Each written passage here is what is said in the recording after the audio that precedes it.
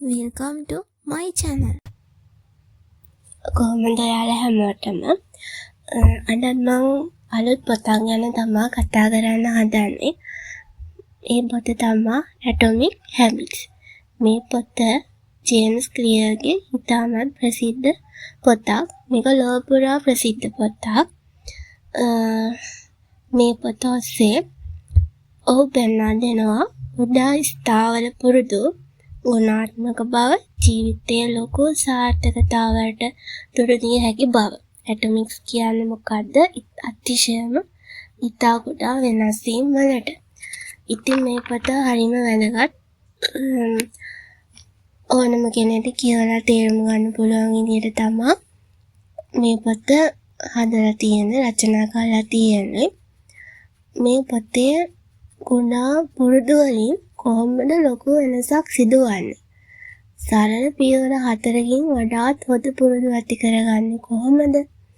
අලුත් පුරුද්දක් ආරම්භ කරන්න ඇති හොඳම විදි මොනවද? අලුත් පුරුද්දක් නොබිදී හැකි තත්ත්වයට පත් කරගන්නේ කොහොමද?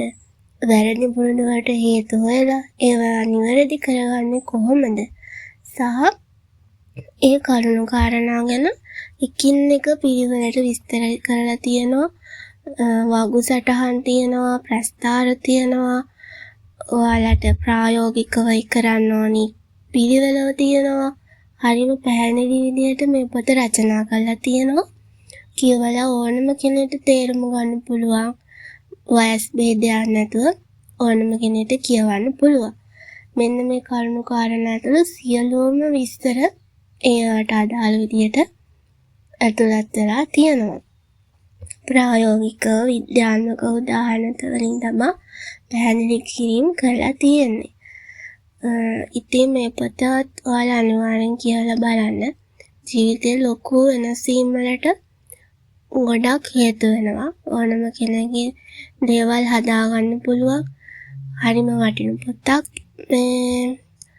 ඔයාලත් කියලා බලන්න අනිවාර්යෙන්.